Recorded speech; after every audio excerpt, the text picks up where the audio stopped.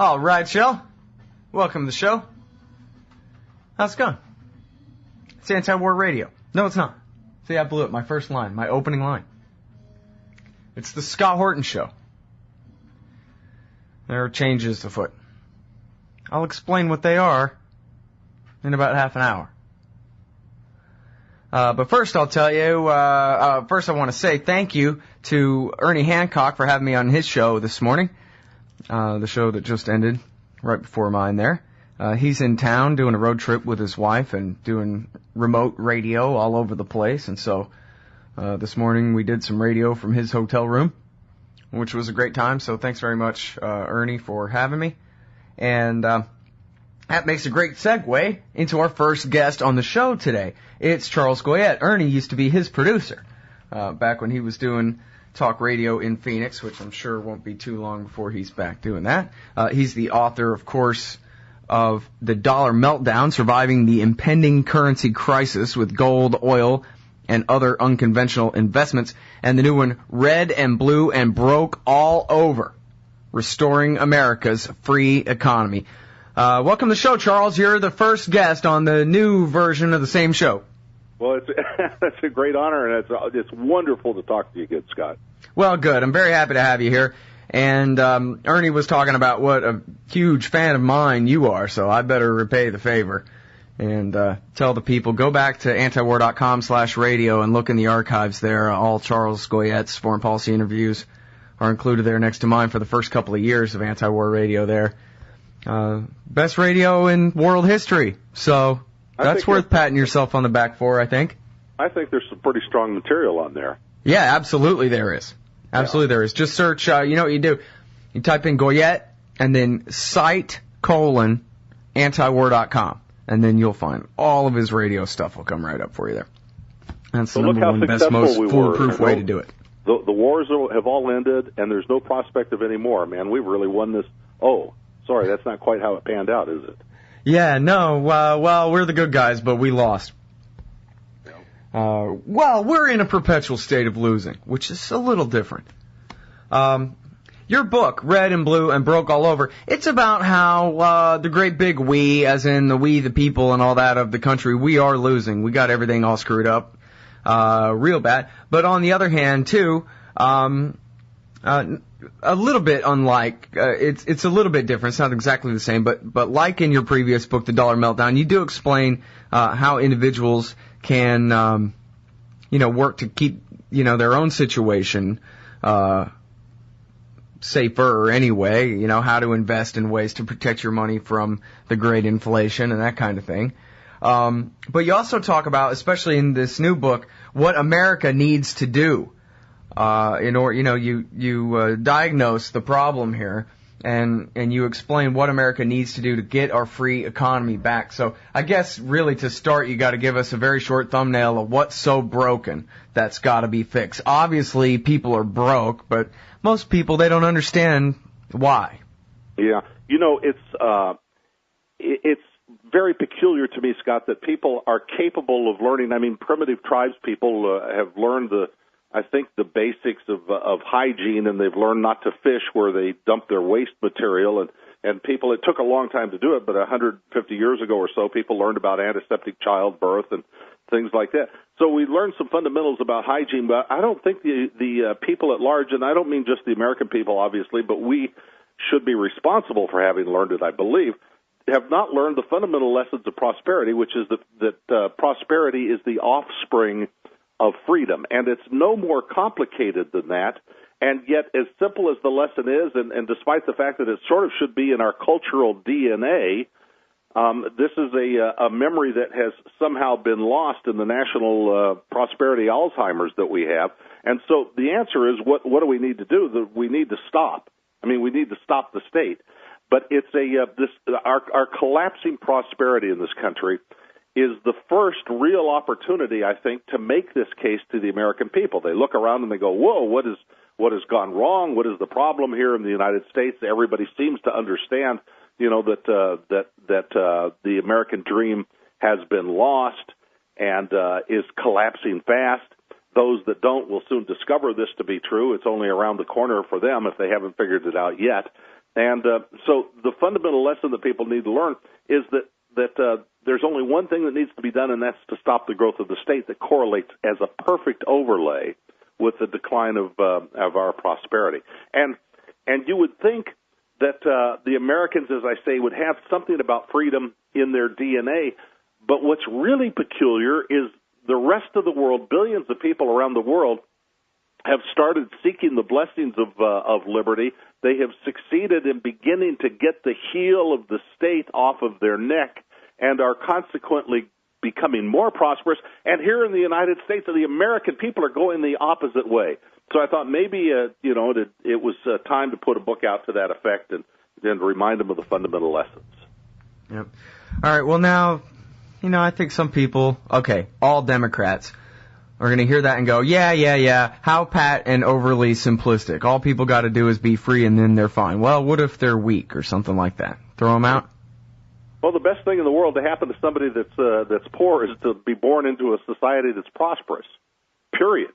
End of story. I mean, would you rather be poor in the United States or poor in Zimbabwe? It's pretty clear that the best thing that can happen is to be poor here in the United States.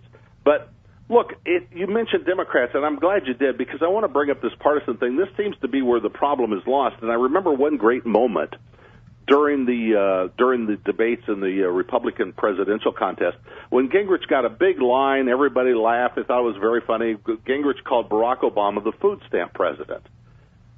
Yeah, and the truth is that when you look at the numbers a little more closely, more people were added to the food stamp rolls when Bush was president than Obama, by about 500,000 people. I mean, it's pretty close. It's almost 15 million under Bush compared to 14.5 million or so under Obama. So both these parties are the food stamp parties, and Washington is the capital of the food stamp nation.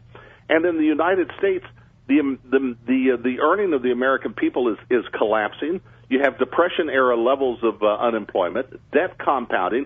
Good Lord, you look at 60 Minutes and you see stories about kids, living in cars with their family and brushing their teeth at night in the gas station bathrooms and stuff. I mean, this is going on all over the United States. Here's one factoid I'll throw at you.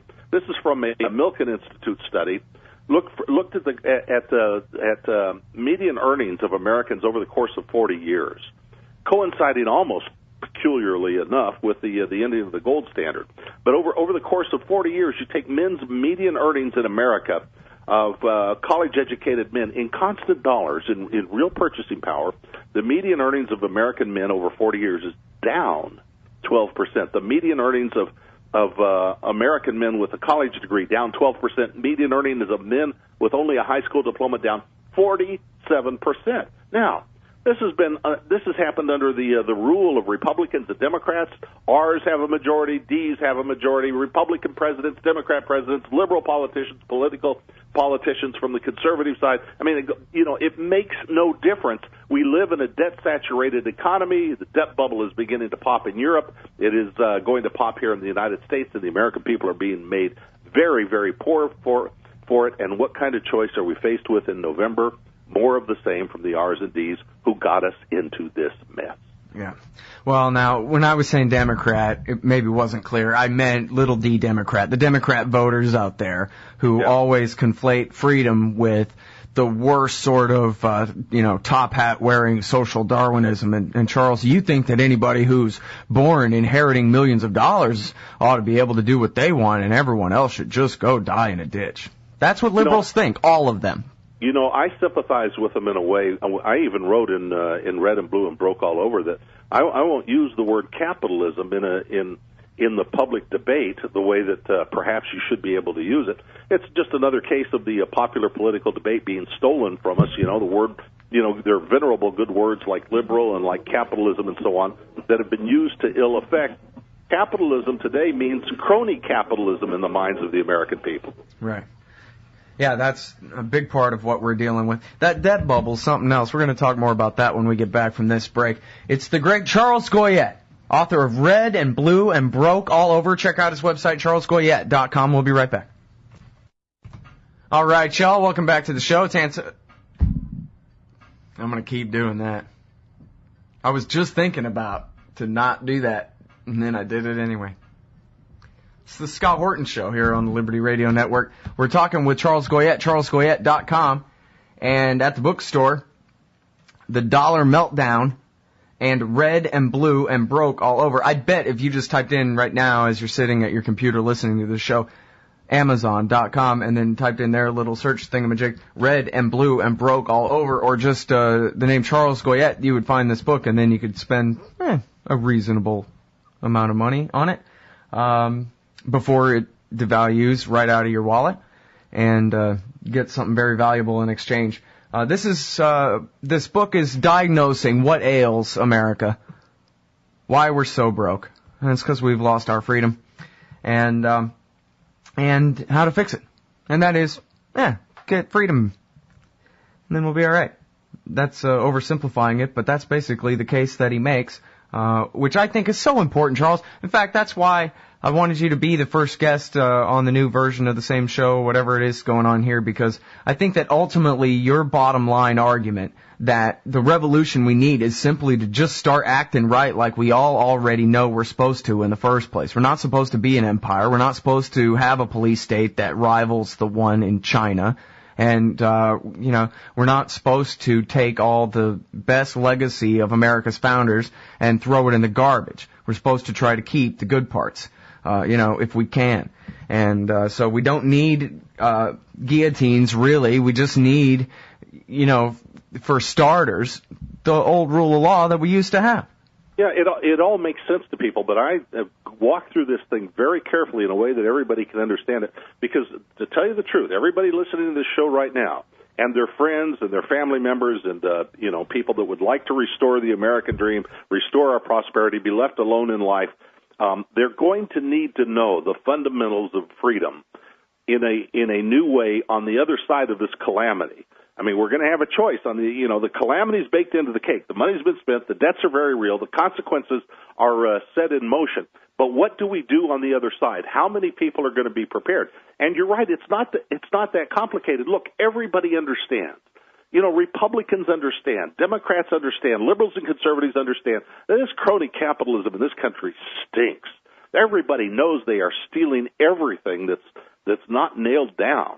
I mean, it's anybody who pays any attention at the extent of the theft that is going on in this country by the governing classes and by Wall Street. I mean, it just stinks. And so people have to understand. And I try to display this in a book in a way that people can assimilate it and pass it on, explain it even to their brother-in-law who's a little slow, why it is that crony capitalism is inevitable in this kind of government, why crony capitalism makes us all poorer, why is empire inevitable in this kind of a state, why does empire make us more poor, why people instinctively know somebody has to be badly indoctrinated not to understand that you cannot spend your way to prosperity. Everybody understands that there's a problem with too much debt. Everybody except the fast talkers, the smooth-talking Keynesian economists at the World Bank and the European Central Bank and the Federal Reserve and their sycophants. Everybody with normal human consciousness understands that we have a problem with debt. Everybody really understands when they get a look at it that the monetary system in which money can be created out of thin air to spend on the growth of the state at the expense of the people has got to collapse. So everybody understands those things basically, but I try to present them in a way that everybody can now retain those lessons, explain them to family members and to others, and to be prepared to reinstitute some sort of a protocol for freedom, for liberty, and for prosperity on the other side of this calamity. Because if these lessons aren't carried through this crisis, then things can get even a lot worse. Right, that's the whole thing is the case you make, as you say, these debts are real. The money's been spent. We're in a situation where it's only a matter of time, and maybe you can talk a little bit more about what you mean by it, the debt bubble really exploding, and talk about Greece or whatever. But then, so if that's all so easy to predict, then it's not hard. It's just like, wait a minute, if you have a regime change in Syria, well then what's going to happen? The Muslim Brotherhood or worse is going to take power there. It's pretty obvious. All you have to do is ask the question and the answer is readily apparent. What usually happens in a country where the economy collapses? Well, a bunch of demagogues come forward and explain how the powerless are the ones at fault and that everybody get them. And so this is exactly what we need to not do, and I think that's really a lot of what you're trying to head off here, right? Is everybody going, what we ought to do is just start murdering the gays and the Mexicans and then we'll be prosperous. Well, that's the solution. In a crisis, people are susceptible to all sorts of demagoguery and of course the architects of our problem, the statists, and the governing classes that are the architects of their problem, they are very, very good throughout history. I mean, they are almost impeccable in their ability to scapegoat somebody else for the problems that they themselves have created.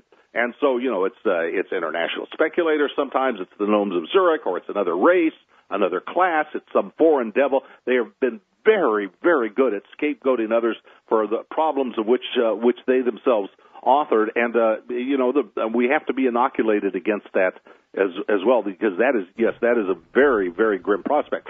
So, we go through a crisis of the existing debt, and then we see if the current generation of Americans are capable of the challenge of our time, and the challenge of our time is understanding this mess and restoring our prosperity. And it may very well be that that we're not.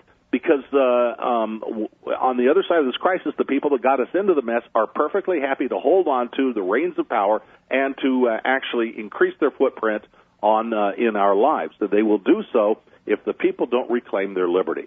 And I'll tell you, there are budding signs. The Ron Paul campaign was a great sign that people are beginning to wake up to the problems. If they don't wake up now, though, during the development of this crisis in our debt-saturated economy, as the European bubble pops, as the American bubble's on the verge of popping, if they don't wake up now, they're certainly not going to wake up later. Yep. And now, I know you're in a rush. There's no way I can get another segment out of you, is there? I've got to run, but I'm happy to talk just about any time. All right. Well, listen, everybody, please go and look at Red and Blue and Broke All Over, Restoring America's Free Economy by Charles Goyette. Before that, of course, The Dollar Meltdown, both of them absolutely excellent and great as gifts. He writes the way he talks, which is, a generation spent on the radio, making quips out of important points. It's all in there. It's great reading, very informative and fun reading, good for anyone, who's got the slightest interest in what the hell is going on in the world. Red and Blue and Broke All Over. The website, again, is charlesgoyette.com. Thanks so much for being my first guest on the new version of the same show here, Charles. It's great to be on your show, Scott, and to talk to you again, and I know the Scott Horton Show has a huge future. Well, thanks. We'll see. All right, everybody, that was the great Charles Goyette, and that is the bumper music that I expected to kick in 30 seconds ago. What the hell do I know about things? Not much.